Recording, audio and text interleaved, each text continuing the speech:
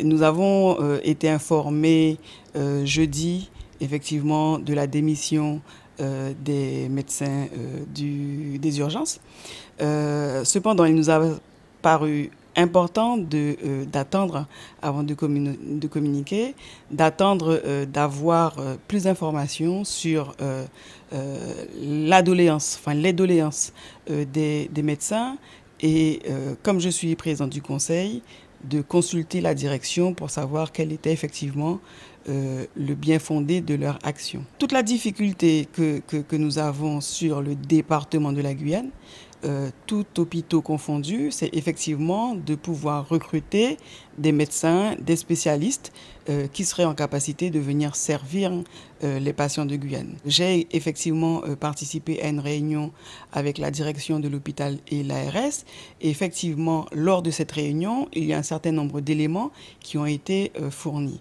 Cela m'a permis en toute transparence de pouvoir faire en tout cas mon analyse et de constater effectivement que nous avons deux positions. Une position des médecins urgentistes et une position de la direction. Parmi les médecins démissionnaires, il y en a qui sont des médecins titulaires et eux ont demandé une disponibilité. Selon ce qui a été indiqué par la direction, cette disponibilité ne seront pas acceptées, en tout cas pour le moment. Si par la suite, quand je dirais en termes d'effectifs, ces médecins veulent quitter le département, ils pourront le faire sous certaines conditions. Pour les médecins qui sont démissionnaires, les médecins contractuels qui sont démissionnaires, nous sommes contraints d'aller au bout de la procédure. Et au bout de la procédure, nous verrons quels sont ceux qui souhaitent rester ou qui souhaitent partir.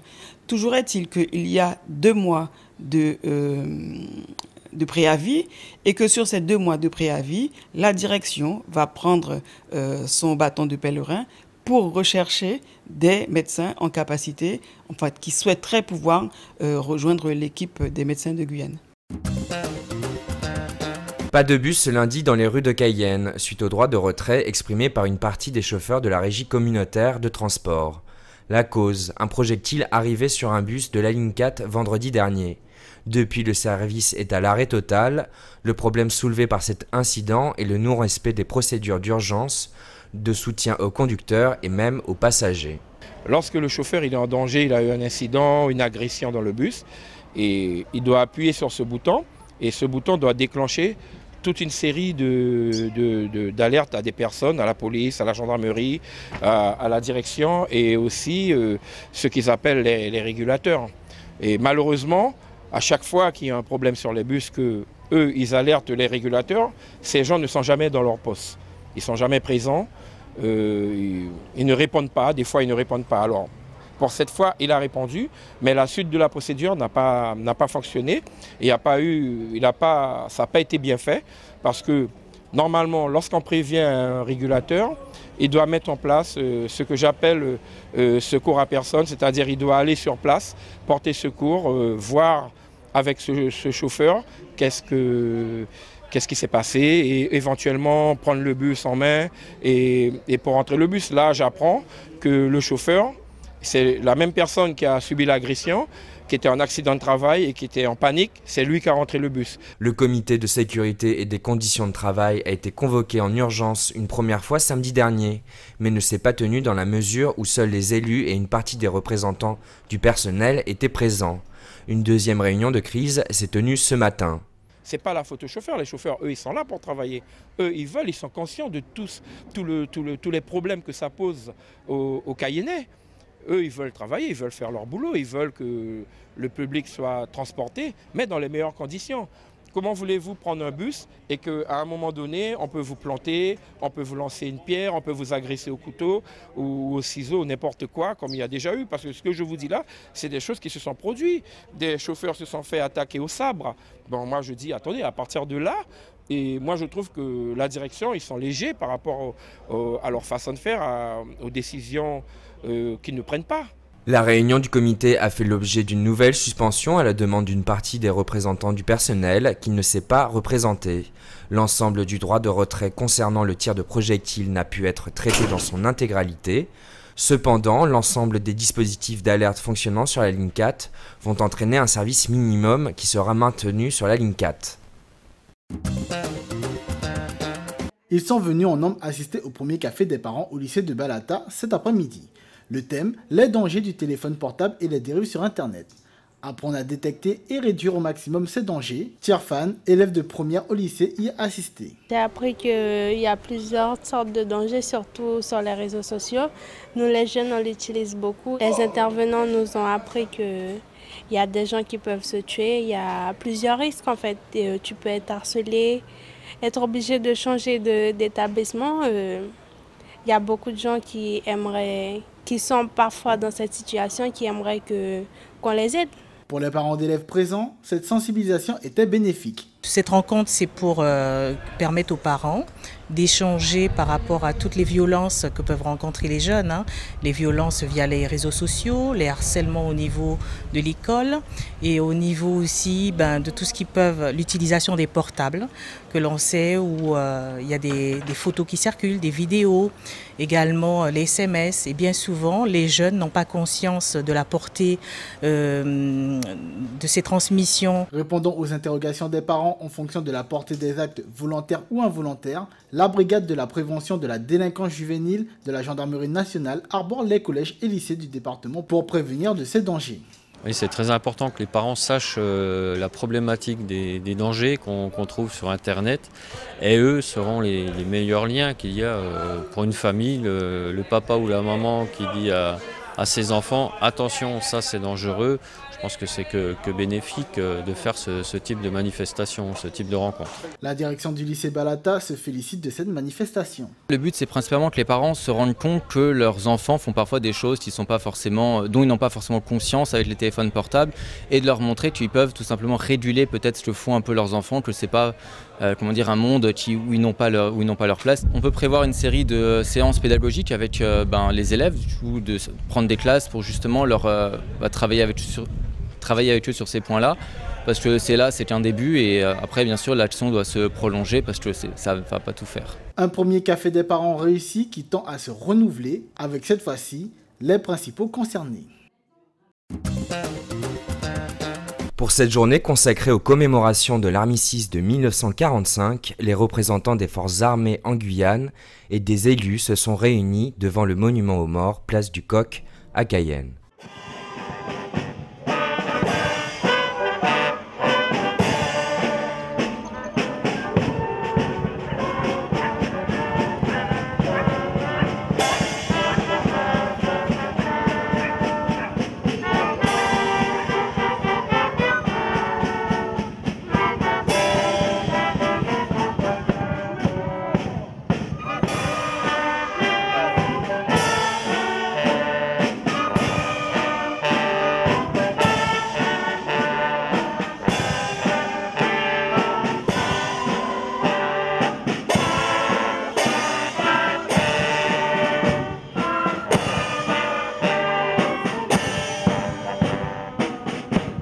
Pas oublier le sacrifice de nos anciens, qu'ils soient français, mais aussi qu'ils soient étrangers, ceux des Alliés, mais aussi des Russes et de toutes les nations qui sont venues porter secours à l'Europe et donc porter secours à la France. Aujourd'hui, j'éprouve une grande fierté, une grande satisfaction parce qu'il y avait de nombreux enfants, de nombreuses familles et c'est ça l'essentiel parce que ce sont des commémorations qui malheureusement tendent parfois à être oubliées et donc il est notre devoir de réexpliquer pourquoi nous sommes là aujourd'hui, pourquoi il ne faut pas oublier. Il ne faut pas oublier parce qu'il ne faut plus qu'il y ait de guerre, il ne faut plus qu'il y en ait, il faut que nous en rappelions. L'Europe se construit depuis des années et l'Europe de la défense prend de plus en plus corps. Le président de la République est en train justement de mener un certain nombre de rencontres afin que l'Europe de la défense se construise encore plus vivement et qu'elle existe encore plus fermement sur le terrain.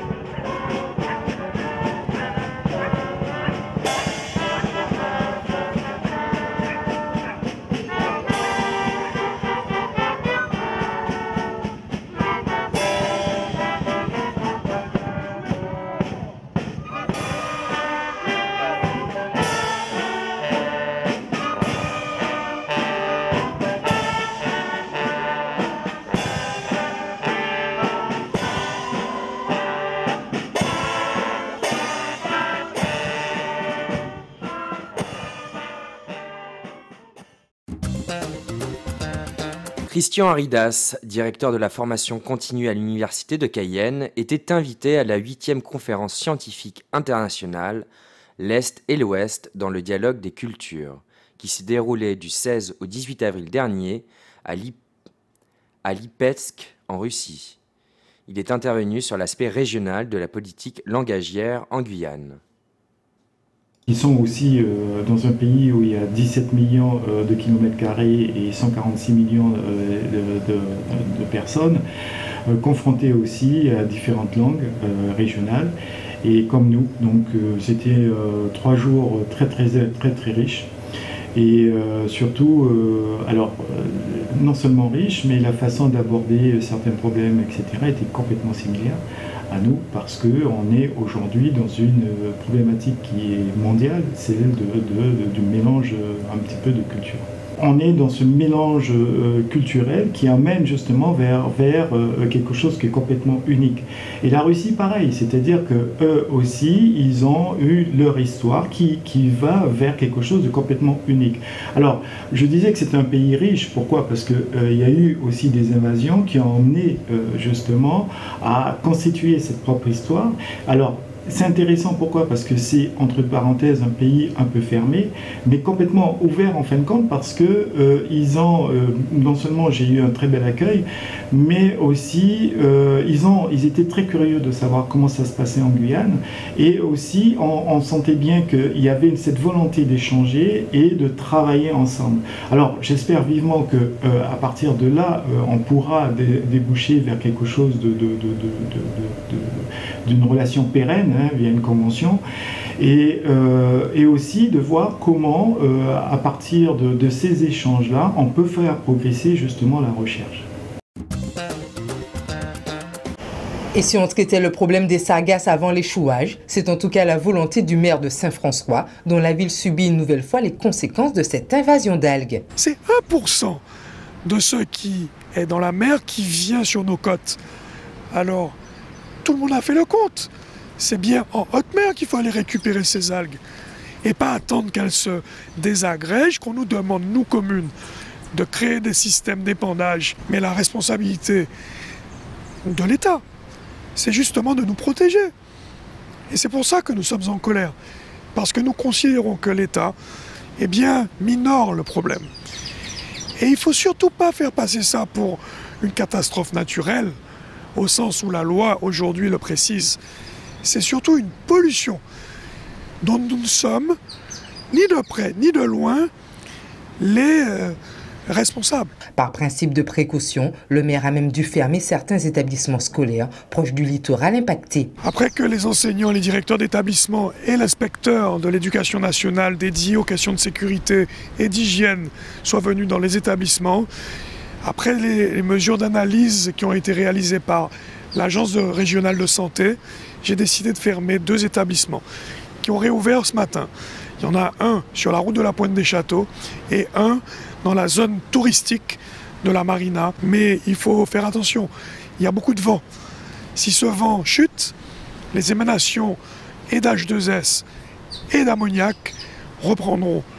Et donc nous avons un nouveau cas dans le bourg avec une école dont les enfants se plaignent et le personnel se plaint d'avoir des picotements dans la gorge. Et nous ne sommes pas médecins. Notre devoir, c'est la précaution. Le maire souhaite par ailleurs que les fonds européens et ceux de l'État soient utilisés pour l'achat de bateaux et d'équipements pour le stockage de ces algues dans l'océan, plus inoffensives en pleine mer qu'échouées sur nos plages. Donc le flotteur va activer une tige en utilisant le mouvement des vagues. Ça va enclencher le mécanisme et l'énergie sera produite et retransmise par câble et stockée par EDF. Cette année, le concours robotique First Guadeloupe fait la part belle à l'ingénierie de l'eau. En Guadeloupe, on ne peut pas dire qu'on sait gérer correctement l'eau, que ce soit dans l'utilisation domestique ou dans la fabrication d'électricité. Donc ça a été le moyen pour les élèves de se pencher sur le sujet pour qu'ils puissent peut-être demain résoudre les problèmes qu'on a aujourd'hui. Chaque équipe, 14 au total, a travaillé à la conception, la programmation de robots et mené des projets de recherche. Nous voulons réutiliser les eaux usées des douches parce qu'on utilise beaucoup trop d'eau potable et ça nous permettrait de réutiliser jusqu'à 20% De l'eau. Un travail d'équipe basé sur des valeurs pour espérer décrocher la première place du podium du concours. Il s'agit d'un robot qu'on doit programmer pour pouvoir faire des missions et le robot doit accomplir ses missions pour avoir des points. Le robot, soit il peut tenir des trucs, des choses, des objets avec des bras ou bien il peut les déplacer avec la programmation. L'événement, organisé en collaboration avec Archipel des Sciences, s'inscrit dans le cadre d'une compétition de robotique internationale, le challenge First Lego League, qui a lieu dans plus de 60 pays, faisant participer plus de 200 000 jeunes.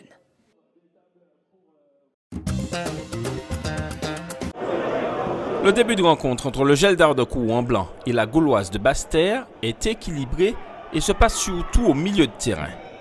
Les deux formations tentent de mettre en place leur jeu et se projettent vers le but adverse. Et si les Guyanais ouvrent la marque par Sarwiko,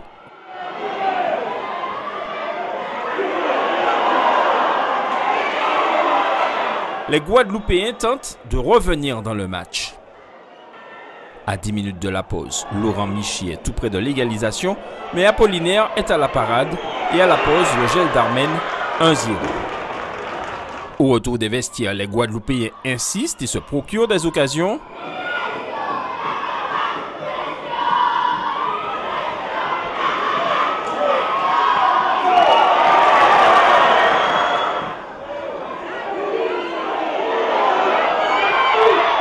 Mais il s'expose également au contre-guyanais.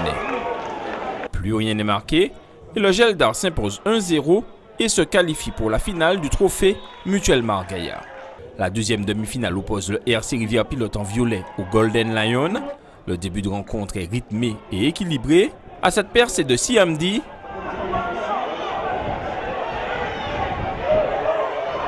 le Racing répond par ce coup franc, Chauvet est vigilant. Hugues des Étages se met également en évidence. Ça va d'un camp à l'autre. Sur sa première opportunité, Kevin Parsemin se montre dangereux. Mais à 9 minutes de la pause, le Racing obtient un pénalty.